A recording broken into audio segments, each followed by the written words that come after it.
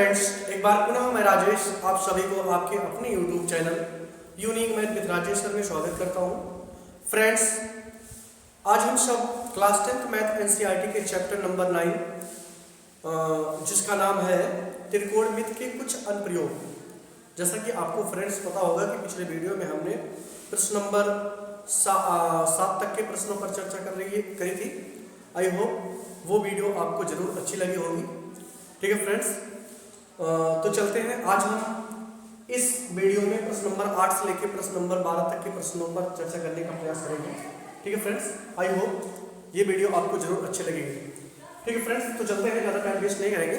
कहता है कि एक ठेकेदार बच्चों के खेलने के लिए एक पार्क में 2 फिसलन पट्टी लगाना चाहती है। एक ठेकेदार जो है बच्चों के खेलने के लिए एक पार्क में 2 फिसलन पट्टी लगाना चाहती है। अब 5 वर्ष से कम उम्र के बच्चों के लिए, यानी जो 5 वर्ष से कम के जो बच्चे होंगे उनके लिए वो एक ऐसी फिसलन पट्टी लगाना चाहती है जिसका शिखर कितना हो, 1.5 मीटर की ऊंचाई पर हो और वो भूमि के साथ 30 अंश के कोण पर झुका हो। ठीक है, यानी 5 वर्ष से कम के उम्र के जो बच्चे हैं उसका शिखर जो है वो 1.5 मीटर की ऊंचाई पर हो और वो भूमि के साथ कितने अंश कोण बनाता हो, 30 अंश का। ठीक है, जबकि इससे अधिक उम्र वाले बच्चों के लिए वह 3 मीटर की ऊंचाई पर अधिक फिसलन पट्टी लगाई जाती है। जो बड़े बच्चे हैं उनकी जो ऊंचाई है वो 3 मीटर करना चाहती है और जो भूमि के साथ कितने अंश कोण बनाता है वो 7 अंश का। तो प्रत्येक स्थिति में फिसलन पट्टी की लंबाई क्या होनी चाहिए। फ्रेंड्स, आपको हमने बता रखा था कि ये हाइट एंड डिस्टेंस चैप्टर है। इसमें आपको क्या करना होगा, इस क्वेश्चन को आपको केयरफुली रीड करना होगा और इसके अकॉर्डिंग आपको क्या करना होगा, फिगर ड्रॉ करना होगा। ठीक है, और अगर आप फिगर ड्रॉ करने में सक्षम हो जाते हैं तो जान लीजिए आप अपने सॉल्व की तरफ अग्रसर हो रहे हैं। और अगर आपका फिगर ही नहीं बना तो आप जान लीजिए साल की सोल्यूशन की कोई उम्मीद ही ना करें। ठीक है, तो इसलिए मेन फोकस आपका होना चाहिए कि इसका फिगर मुझे ड्रॉ करना है, किसके अकॉर्डिंग, इस क्वेश्चन के अकॉर्डिंग। चलते हैं, कहता है कि एक ठेकेदार बच्चों को खेलने के लिए एक पार्क में 2 फिसलन पट्टी लगाना चाहता है। 5 वर्ष से कम उम्र के बच्चों के लिए वह एक ऐसी फिसलन पट्टी लगानी चाहती है जिसका शिखर कितने हो, 1.5 मीटर की ऊंचाई पर हो। यानी ये 1.5 मीटर की ऊंचाई पर एक क्या करना चाहती है, ये है, एक यहाँ ये है, ये शिखर है और एक यहाँ फिसलन पट्टी लगाना चाहती है। ठीक है, जिसका शिखर कितनी दूरी पर, कितनी ऊंचाई पर हो, 1.5 मीटर की ऊंचाई पर हो। ठीक है, और भूमि के साथ कितने अंश का कोण बनाता हो, भूमि के साथ वो 30 अंश का कोण बनाता हो, ऐसे। ठीक, वो 30 अंश का कोण बनाता हो। इसका शिखर कितनी हाइट पर है, वो 1.5 मीटर की हाइट पर है और ये भूमि के साथ कितने अंश के कोण पर बना रहा है, 30 अंश का कोण बना रहा है। ये कोण किसके लिए, ये 5 वर्ष से कम के बच्चों के लिए। लेकिन अब कहता है जबकि इससे अधिक उम्र वाले बच्चों के लिए वह 3 मीटर की ऊंचाई पर। ठीक है, इसी पे वो 3 मीटर कर देती है। कब, जब बड़े बच्चे आ जाते हैं, यानी 5 वर्ष से जब अधिक आयु वाले बच्चे आ जाते हैं तब उनकी फिसलन की जो पट्टी की लंबाई है वो उसको बढ़ाकर 3 मीटर कर देती है। ठीक है, बस में तो ये कितना मीटर हो गया, ये 3 मीटर हो गया। और इसको हम ऐसे लिख सकते हैं, ये यहाँ तक की डिस्टेंस जो है वो 1.5 मीटर है और ये पूरी डिस्टेंस जो है वो कितनी है, वो 3 मीटर है, ये पूरी डिस्टेंस। और ये जो है वो जमीन के साथ कितना कोण बनाता है, वो जमीन के साथ, यहाँ भी आप फिगर बना सकते हैं, जमीन के साथ कितने कोण बनाता है, वो जमीन के साथ 60 अंश कोण बनाता है। ठीक है फ्रेंड्स, वो जमीन के साथ कितना कोण बनाता है, वो 60 अंश कोण बनाता है। ठीक, फिर से एक बात समझा, ये क्या करता है, एक ठेकेदार जो है एक बच्चों को खेलने के लिए फिसल पट्टी का प्रयोग करता है। अगर 5 वर्ष से कम बच्चे हैं तो उनका जो शिखर है, जो उनकी हाइट है वो कितने ऊपर लगाता है, वो 1.5 मीटर ऊंचाई पर लगाता है और जो भूमि के साथ कितने अंश कोण बनाता है, वो 30 अंश कोण बनाता है। लेकिन अगर 5 वर्ष से आयु के ज़्यादा के वर्ष है तो उनकी जो ये ऊंचाई है, हाइट है, वो 3 मीटर कर देती है और ये जो है वो भूमि के साथ कितना अंश कोण बनाते हैं, वो 60 अंश कोण बनाते हैं। बस में ये 60 अंश बनाते हैं। तो यहाँ से फिगर बन गया। इसको हम गेज भी कर सकते हैं कि ध्यान रखना कि ये टोटल डिस्टेंस कितनी है, वो 3 मीटर है। ये अच्छा लगेगा ज़्यादा, ऐसे कर देंगे तो। तो ये टोटल हाइट कितनी है, 3 मीटर है। ये कितने से कोण बनाया, 30 अंश का, और ये कितने बनाया, 60। तो इसका आप डिवीजन करें तो ए, ये बी, और ये सी, और ये डी, और ये ठीक है। तो प्रत्येक स्थिति मुझे क्या ज्ञात करना है, मुझे ये ज्ञात करना है, ये किसका पट्टी है, इसकी लेंथ ज्ञात करनी है, ठीक है। और ये भी इसको हम वाई मान लेते हैं, ठीक है। तो यहाँ से दो त्रिभुज बना, एक त्रिभुज बना है जिसका नाम है CDE बना है, और एक त्रिभुज बना है ABC बना है, ठीक है। दोनों फॉर्म अलग लिख लेंगे। तो कैसे करेंगे, देखिए सबसे पहले 5 वर्ष से कम के लिए, ठीक, 5 वर्ष से कम के लिए क्या करेंगे। अब ये 5 वर्ष से कम के लिए है, जिसकी ऊंचाई कितनी थी, 1.5 मीटर, और ये भूमि के साथ कितना इसको कोण बना रहा था, 30 अंश बना रहा था। तो ये 5 वर्ष से कम के लिए है, ये झूला जो है 5 वर्ष से कम के लिए है, और ये जो है 5 वर्ष से ज़्यादा के लिए है। तो हमने लिखा है 5 वर्ष से कम के लिए। इस त्रिभुज का नाम क्या होगा, CDE। तो आप लिखेंगे समकोण त्रिभुज, समकोण त्रिभुज CDE में। अब आप ये बताएं, आपको ये बता रखा है कि थीटा के सामने वाली भुजा लंब होती है, थीटा के सामने वाली भुजा लंब होती है, तो 90 डिग्री है, तो 90 डिग्री के सामने वाली भुजा जो होती है वो कर्ण होती है। यानी कि लंब आपको दिया गया है, कर्ण आपको ज्ञात करना है। तो लंब और कर्ण किसमें होता है, साइन में होता है। इस वजह से हम साइन का प्रयोग करेंगे। तो साइन थीटा बराबर क्या हो जाएगा, लंब बटे कर्ण, ये होता है लंब बटे कर्ण हो जाएगा। साइन थीटा की बात करें तो यहाँ थीटा फ्रेंड्स कितना है, 30 अंश है, तो 30 अंश रखोगे आप। और लंब कितना है, लंब का मतलब है 30 अंश के सामने वाली साइड, 1.5 मीटर, 1.5 मीटर हो जाएगा। और इसका जो हाइपोटेन्यूस है कर्ण है वो कितना है, x है। तो अब साइन 30 की बात करें तो साइन 30 की वैल्यू कितनी होती है, साइन 30 की वैल्यू होती है 1/2 बराबर ये 1.5 m अपन x हो जाएगा। इसको क्रॉस मल्टीप्लिकेशन कर दें तो x बराबर कितना हो जाएगा, 1.5 m × 2, यानी 1.5 मीटर में अगर हम 2 से गुणा कर देंगे तो हो जाएगा 3 मीटर। तो इसका मतलब ये है कि अगर 5 वर्ष से कम के जो बच्चे हैं उसके उसमें फिसलन पट्टी की लंबाई क्या हो जाएगी, वो हो जाएगी 3 मीटर। तो आप देख सकते हैं कि फिसलन पट्टी की लंबाई बराबर, फिसलन पट्टी की लंबाई बराबर कितना हो जाएगा, 3 मीटर। ओके, ये कब है, किस रीजन में, जब ये 5 वर्ष से कम थे तब उस फिसलन की पट्टी की लंबाई जो है वो 3 मीटर हो जाएगी। लेकिन अगर हम 5 वर्ष से अधिक को देखें, 5 वर्ष से अधिक बच्चों के लिए, ठीक, तो 5 वर्ष से अधिक बच्चों की बात करें तो त्रिभुज बन रहा है ABC, यानी त्रिभुज या लिख सकते हैं समकोण त्रिभुज, समकोण त्रिभुज ABC में, यानी हो जाएगा। अब आप ये देखें, ये तो थीटा बन गया, तो इसके सामने वाली भुजा क्या होगी, लंब होगी। अब की बार लंब ये पूरी साइड होगी, ये पूरा 3 है, और ये आपको ये ज्ञात करना है। तो ये 90 है, तो इसके सामने वाली भुजा कर्ण होगी, यानी कर्ण ये लंब है। फिर वही लगेगा साइन थीटा, तो आप जानते हैं साइन थीटा बराबर क्या होता है, लंब बटे कर्ण होता है। यहाँ कर्ण आप लिख लीजिए, और यहाँ से थीटा की वैल्यू कितनी है फ्रेंड्स, थीटा की वैल्यू 60 हो जाएगा, साइन 60 अंश, और लंब कितना है, लंब मतलब इसके सामने वाली भुजा ये नहीं पूरी हो जाएगी, यानी 3। और कर्ण कितना है, कर्ण आपने मान रखा है y, ये वाली देंगे। तो इसका मान क्या होता है, साइन 60 का मान जो होता है वो होता है कर्ण में 3/2। यहाँ आप कर्ण में 3/2 बराबर ये 3/y, 3 से गुणा कर दीजिए तो आपको मिलेगा कर्ण में 3y बराबर 6, तो यानी y बराबर 6 बटे कर्ण में 3।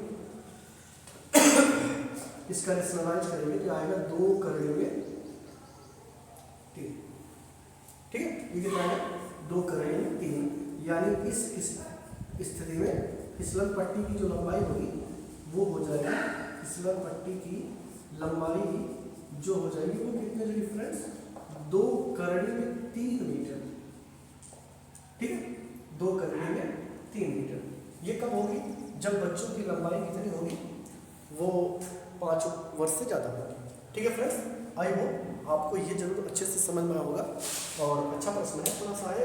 इसको आप ऐसा भी हो सकता है कि इसको आप अलग अलग भी बना सकते हैं। 5 वर्ष के लिए अलग बना लीजिए और 5 वर्ष से ज़्यादा के लिए जो है इसको अलग बना के आप सॉल्व कर सकते हैं, तब भी आ जाएगा। या इसको दोनों एक ही बना सकते हैं, तब भी कोई दिक्कत नहीं है। ठीक है फ्रेंड्स, आई होप आपको ये अच्छे से जरूर सुना होगा। और हाँ फ्रेंड्स, यदि आप अभी तक चैनल को सब्सक्राइब नहीं करे हैं तो पहले आप प्लीज़ चैनल को सब्सक्राइब करें और साथ में बेल आइकन को जरूर प्रेस करें। ठीक है फ्रेंड्स, तो चलते हैं इसके अगले प्रश्न 9 पर।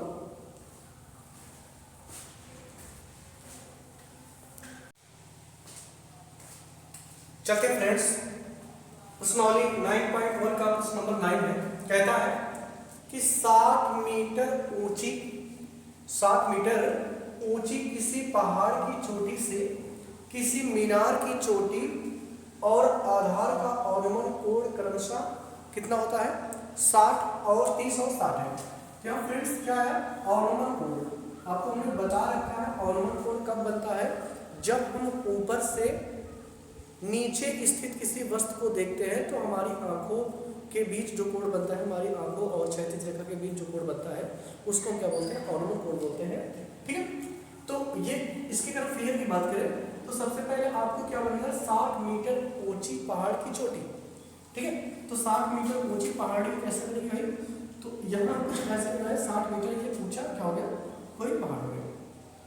कुछ ऐसे इमेज करते हैं। ठीक है, ये कितना हो गया? ये 60 मीटर ऊंचा क्या है? पहाड़ है। ठीक, 60 मीटर ऊंची पहाड़ की चोटी से, यानी यहां से, चोटी तो नहीं है इसकी, पहाड़ की चोटी से किसी मीनार की चोटी, यानी बगल यहाँ क्या है? कोई एक मीनार है। ठीक है, इस मीनार, फिर से समझिएगा, 60 मीटर ऊंची पहाड़ की चोटी से किसी मीनार की चोटी, यानी मीनार की चोटी ये है, इसकी चोटी से मीनार की चोटी का, और इसी चोटी से इस मीनार के आधार का, यानी आधार इसका यहाँ है, आधार का जो अनुमान कोण है वो कितना है? अनुमान कोण यहाँ से देखा जा रहा है तो ये इसके क्षैतिज अनुमान कोण का अनुसार कितना होता है? वो 30 अंश होता है। 30 अंश किसके साथ बनाता है? इसके चोटी को देखने पर, और जब इसके आधार को देखता है तब कितने अंश कोण बन जाता है? 60 अंश बन जाता है। नहीं समझ में? ऐसा समझिए बात। फिर से कहता है कि ये 60 मीटर ऊंची क्या है? एक पहाड़ की चोटी है और यहाँ से देखा जाता है, किसको देखा जाता है? एक मीनार है, एक मीनार ये है, इस मीनार की चोटी और आधार को देखा जाता है, यानी यहाँ से पहले चोटी को देखा जाएगा तो ये बनेगा, और इस चोटी से इसके आधार को देखा जाएगा तो ये, तो इनका जो अनुमान कोण बनता है वो कितना होता है? 60 और 30 और 60, यानी इसके साथ वो 30 अंश कोण बनेगा और इस पूरे के साथ कितना अंश कोण बनेगा? 60 अंश। तो हमने क्या कर लेंगे? यहाँ से ये फिगर ड्रॉ हो गया, यहाँ से मुझे क्या करना है? ये मीनार की ऊंचाई ज्ञात करना है। मीनार यही है तो इसकी ऊंचाई को हम क्या मान लिए हैं? h मान रहे हैं। ओके, ये हो गया, और इसको हम क्या करेंगे? यहाँ से ऐसे ज्वाइन कर लेंगे। ठीक है, ओके, इसको हम यहाँ से ऐसे ज्वाइन कर लेंगे। अब ध्यान रखिएगा, अगर ये x इसको हम लेट कर ले तो ऊपर की डिस्टेंस भी कितनी हो जाएगी? वो x हो जाएगी, यानी ये वाली भी डिस्टेंस कितनी हो जाएगी? x मीटर हो जाएगी। कोई दिक्कत? अब इसकी नेमिंग की बात करें, A, ये B और ये C और ये D और ये E। ठीक है, हमने इसका नेमिंग कर लिया ABCD।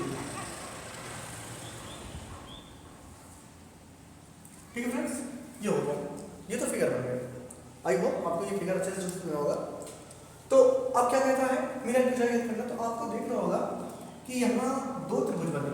अगर हम इसको थोड़ी देर के लिए ना देखें, सपोज करके ये नहीं है, तो आपको 2 त्रिभुज बना। एक त्रिभुज का नाम है ABE, ठीक है, और एक बड़ा त्रिभुज बना ACD, यानी एक त्रिभुज ये और एक त्रिभुज ये बना, ये छोटा। ठीक है, इन दोनों में आपको क्या करना है?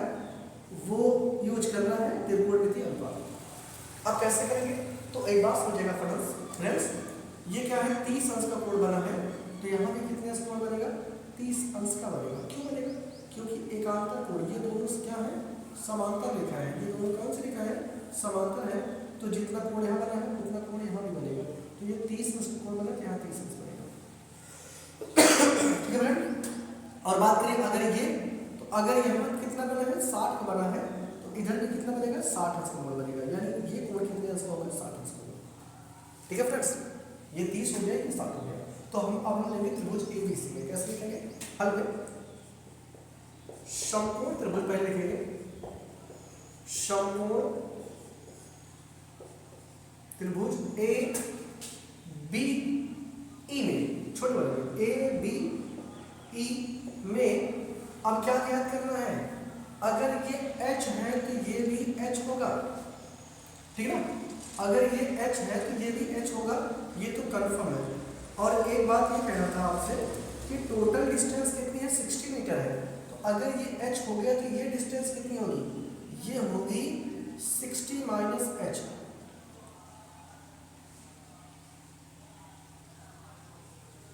नहीं सुना, फिर समझिए। अगर ये H है तो यहाँ भी H होगा, ये टोटल डिस्टेंस 60 था तो ये कितना बचेगा? ये 60 माइनस H होगा।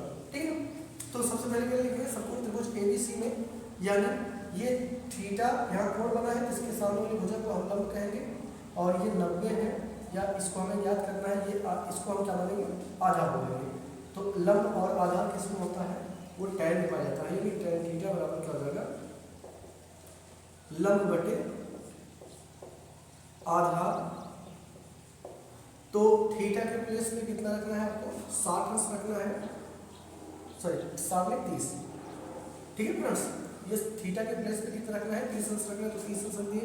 लंब कितना है? इसके सामने वाली भुजा, यानी हो जाएगी 60 माइनस H। आधार क्या है? यानी ये, ठीक है, ये कितना है? x है, तो ये x हो जाएगा। और इसका मान आपको पता है tan 30 का मान होता है 1/3 में 3, तो हो जाएगा 1/3 में 3 बराबर 60 माइनस H बटे x। इसको तिरछा गुणा करें तो x बराबर क्या हो जाएगा? ये हो जाएगा कि करड़ी में 3, ये हो जाएगा 60 माइनस H। ठीक है, ये हो गया 60 माइनस H। तो इसको हम इक्वेशन कितना बना लेंगे? फर्स्ट यानी नहीं ना, फिर से समझें कि इसको हम तिरछा गुणा करेंगे तो x एक के x हो जाएगा, थीटा गुणा 1 से करेंगे दोनों में गुणा हो जाएगा। इसको हम इक्वेशन को कितना बना लिया? फर्स्ट बना लिया। ठीक है, तो ये हो गया। अब इसके बाद क्या करना है? अब आपको लेना है ACD में पुनः, कैसे लिखोगे? पुनः समकोण त्रिभुज, समकोण त्रिभुज ACD में यहाँ भी बात करें तो ये थीटा है, थीटा के सामने वाली भुजा पूरी लंब हो जाएगी या आधार हो जाएगी, तो यानी tan थीटा बराबर क्या होगा? लंब बटे आधार। तो tan थीटा की प्लेस की बात करें तो थीटा के प्लेस पे 60 है, तो tan यहाँ हो जाएगा 60 अंश। लंब कितना है? ये पूरा, ये लंब ये पूरा होगा, यानी ये पूरा कितना है? 60 अंश है, तो हो जाएगा 60 बटे में आधार कितना है? x। ठीक है, और यहाँ से अगर हम इसकी वैल्यू की बात करें, यहाँ जो सॉल्व करते हैं फ्रेंड्स, tan 60 का मान क्या होगा? करड़ी में 3। tan 60 का मान क्या होता है? करड़ी में 3 होता है, और ये 60 बटे में हो जाएगा x, यानी तिरछा गुणा करेंगे तो हो जाएगा x बराबर 60 बटे करड़ी में 3, और इसको हम नॉर्मलाइजेशन करेंगे तो हो जाएगा 20 करड़ी में 3 ना भाई। 60 को हम लिख सकते हैं 20 गुणे 3, और 3 को 2 बार लिख सकते हैं, करड़ी में 3 गुणे करड़ी में 3, 1 3 से कितने कट जाएगा? किया जाएगा। ये समीकरण में कितना आ गया? 2। अब x का मान कहाँ रखना है? आपको समीकरण 2 में रखना है। ठीक है ना, x का मान कहाँ रखना है? समीकरण 2 में। तो रख दीजिए, लिखिए कैसे? समीकरण, या ऐसे लिख लीजिए, समीकरण 1 और समीकरण 2 का बायां पक्ष बराबर है। समीकरण 1 का बायां पक्ष x है और समीकरण 2 का बायां पक्ष क्या है? x है, यानी समीकरण 1 और 2 का बायां पक्ष क्या है? बराबर है। तो आप लिख सकते हैं समीकरण 1 तथा समीकरण 2 से। तो समीकरण 1 और 2 का बायां पक्ष बराबर है, तो दाहिना पक्ष भी कैसा होगा? बराबर होगा। तो यानी हो जाएगा करड़ी में 3 ब्रैकेट में 60 माइनस H बराबर कितना हो जाएगा? 20 करेंगे में 3, इधर एक गुणा जाएगा भाग हो जाएगा, तो 60 माइनस ये 20 करेंगे 3 बटे में करेंगे 3 हो जाएगा, ये 3 3 से कैंसिल हो जाएगा, तो हो जाएगा 60 माइनस h बराबर 20, यानी h बराबर 60 माइनस 20, यानी h बराबर कितना हो जाएगा 40, यानी h का मान आपको निकालना था। तो मीनार की ऊंचाई कितनी होगी फ्रेंड्स? मीनार की जो ऊंचाई है वो होगी कितना? 40 मीटर। ठीक है फ्रेंड्स, तो मीनार की जो ऊंचाई है वो कितनी होगी? 40 मीटर। आई होप आपको ये जरूर अच्छे से समझ में आएगा फ्रेंड्स। ठीक है फ्रेंड्स, चलते हैं इसके अगले प्रश्न पर।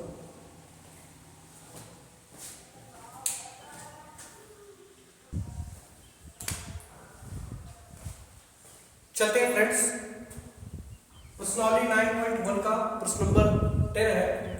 क्या कहता है कि भूमि से 60 मीटर की ऊंचाई पर एक पतंग उड़ रही है। भूमि से 60 मीटर की ऊंचाई पर क्या उड़ रही है? एक पतंग उड़ रही है। सी यानी यह जमीन है कोई, और इस जमीन से ये 60 मीटर की ऊंचाई पर क्या उड़ रही है? एक कोई पतंग है, पतंग है उड़ रही है। ठीक है, जमीन से या भूमि से 60 मीटर की ऊंचाई पर एक क्या उड़ रही है? पतंग उड़ रही है। अब कह रहा है कि पतंग में लगी डोर, यहाँ पतंग उड़ रही, पतंग में लगी डोर को अस्थायी रूप से जमीन के किसी एक बिंदु से बांध दिया जाता है। जमीन यहाँ नीचे है, तो जमीन को या तो यहाँ बांध दीजिए, यहाँ तो यहाँ बांध दीजिए, कोई दिक्कत नहीं है। जमीन को कहाँ बांधा जाता है? सॉरी, पतंग को कहाँ बांधा जाता है? जमीन के किसी एक बिंदु से, जमीन के किसी एक बिंदु से पतंग को बांध दिया गया।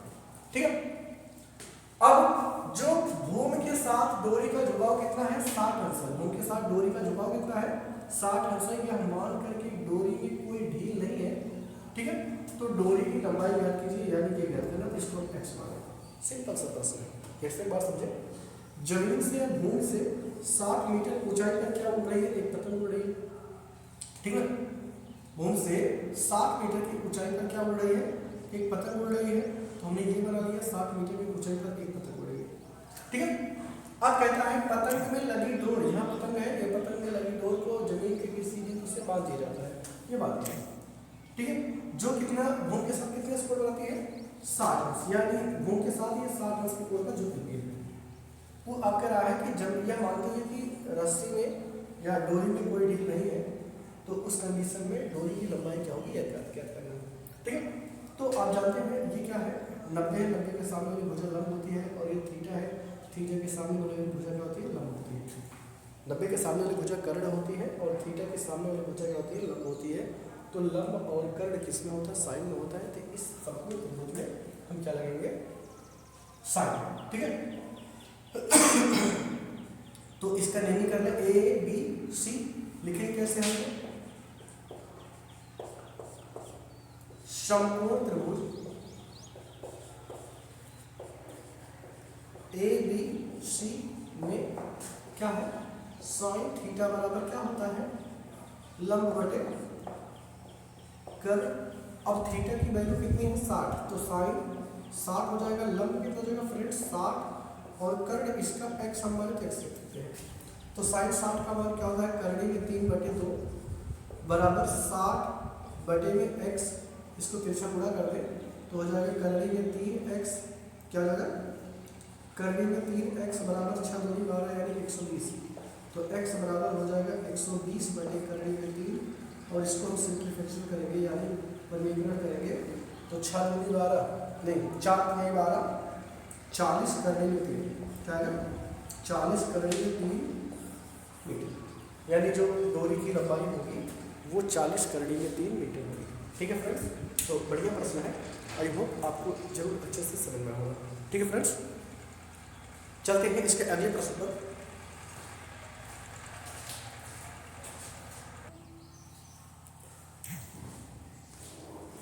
चलते हैं फ्रेंड्स, प्रश्नावली 9.1 का प्रश्न नंबर 11 है। क्या कहता है कि एक हवाई जहाज से किसी सड़क के एक ही ओर स्थित 2 गांवों के औसत कोण क्रमशः 45 और 60 दिखे गए। यानी एक हवाई जहाज उड़ रही है, हवाई जहाज सपोज करिए यहाँ उड़ रही है, और ये क्या है? हवाई जहाज है, और हवाई जहाज से यहाँ से देखा जा रहा है कहाँ, एक सड़क, कोई एक सड़क गई है, उसके एक ही ओर दो गांव है, स्थित दो गांव है। सपोज करिए गांव, एक गांव यहाँ है और एक गांव यहाँ, ठीक है। या थोड़ा सा और ऊपर लेते हैं, यहाँ बना लीजिए, एक गांव यहाँ है और एक गांव यहाँ है। इनसे जब देखा जाता है गांव को देखा जाता है, तो इनका जो ऑर्डिनल कोड होता है वो कितना है क्रमशः, वो कितना है, वो है 45 और 60। यानी इस गांव के साथ जो कोण है ऑर्डिनल कोड कितना है 45, और इस गांव के साथ जो कोण है वो कितना है, वो 60 है, ठीक है। ये देखा गया।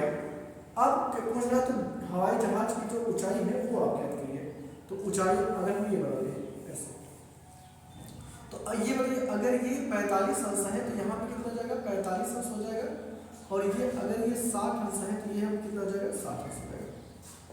इसमें फिर से बात समझे कि एक हवाई जहाज है, यहाँ से हाँ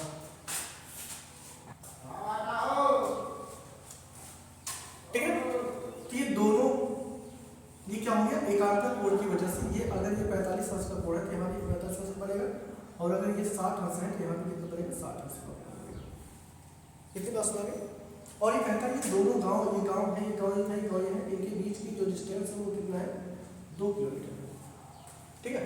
तो मुझे क्या ज्ञात करना था, इसकी ऊंचाई ज्ञात करना, यानी जमीन से कितनी ऊंचाई पर ये हवाई जहाज ये आपको, ठीक है।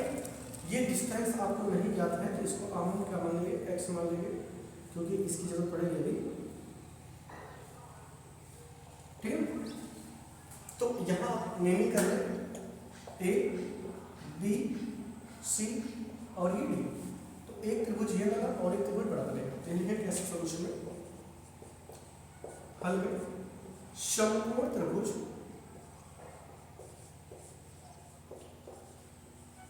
ए बी सी में, ठीक है।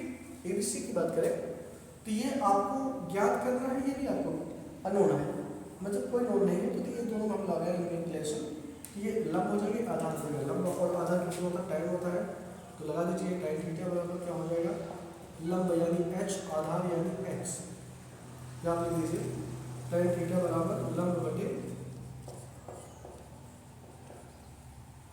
आधार, तो tan थीटा का मान कितना है, 60 अंश है, और लंब कितना है h, और आधार कितना है x है, और tan 60 का मान आपको पता है करने में 3 होता है, h बटे x, और यहाँ से क्रॉस मल्टीप्लिकेशन करेंगे तो हो जाएगा x बराबर मान निकाल लीजिए h बटे में हो जाएगा करने में 3। ये इक्वेशन नंबर इसको फर्स्ट मान, ठीक है फ्रेंड्स।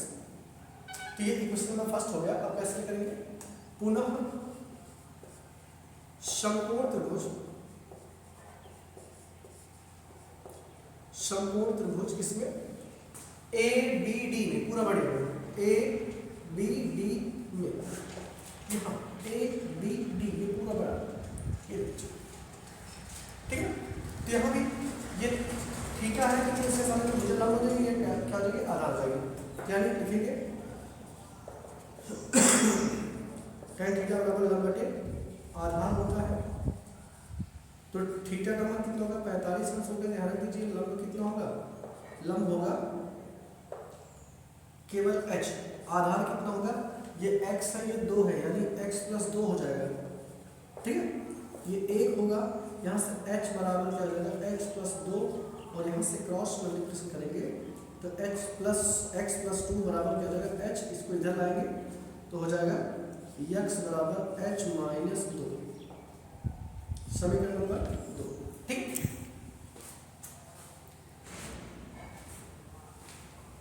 तो ये समीकरण हो गया कितना, 2।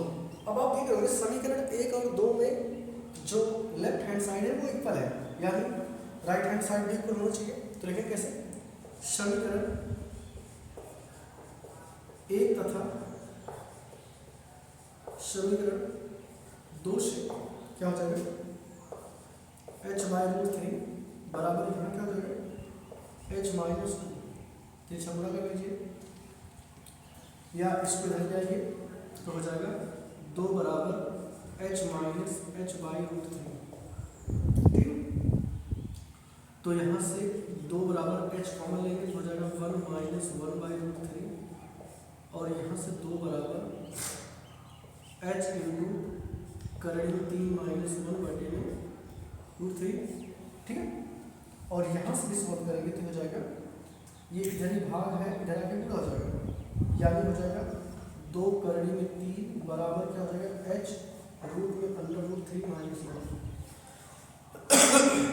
ये इधर गुणा है, इधर के भाग हो जाएगा, यानी 2 करड़ी में 3 गुणे का बटे करड़ी में 3 माइनस 1 बराबर कितना होगा h, ठीक है। ये इतना आ गया। अभी आपको क्या करना है, इसका रेशनलाइज करना है। कि क्या करना है, रेशनलाइज करना है। तो कैसे करेंगे, यहाँ आप लिखेंगे कि 2 करड़ी में, यहाँ चलिए ठीक है, 2 करड़ी में 3 बटे करड़ी में 3 माइनस 1 गुणे करड़ी में 3 प्लस 1 से ऊपर नीचे गुणा कर दीजिए, बराबर कितना h हो जाएगा। और यहाँ जब गुणा करेंगे तो हो जाएगा, इसका गुणा इसमें करेंगे तो 6 हो जाएगा, कितना होगा 6 धन 2 करड़ी में 3 बटे में ये आ जाएगा करड़ी में 3 का स्क्वायर माइनस 1 का स्क्वायर बराबर कितना हो जाएगा h, ठीक है। तो हो जाएगा, यहाँ सॉल्व कर देते हैं, 6 धन 2 करड़ी में 3 बटे में 3 माइनस 1 बराबर h हो जाएगा। और यहाँ 6 धन करड़ी में 2 करड़ी में 3 बटे में 2 आएगा, और यहाँ से 2 ले लीजिए कॉमन, 2 कॉमन ले लीजिए, 3 धन करड़ी में 3 ये हो जाएगा। और इसको काट देंगे, यानी 3 धन करड़ी में 3 बराबर h, ठीक है। और यहाँ से अगर हम इसका मान रखें, करड़ी में 3 का मान रखें तो 3 धन 1.732 होता है, करड़ी में 3 का मान कितना होता है 1.732 होता है। तो एक मान रखेंगे तो जगह 4.732 किलोमीटर, यानी जो एरोप्लेन की या हवाई जहाज की जो डिस्टेंस है, ऊंचाई है, वो कितनी होगी, वो होगी 4.732 किलोमीटर, ठीक है फ्रेंड्स। आई होप आपको ये जरूर अच्छे से समझा होगा फ्रेंड्स। यदि आपको वीडियो अच्छी लगी हो और ये आपके लिए कुछ यूजफुल साबित हो रही हो, तो आप प्लीज़ चैनल को सब्सक्राइब करें, शेयर करें और कमेंट्स करें, ठीक है फ्रेंड्स। थैंक्स फ्रेंड्स, चलते हैं।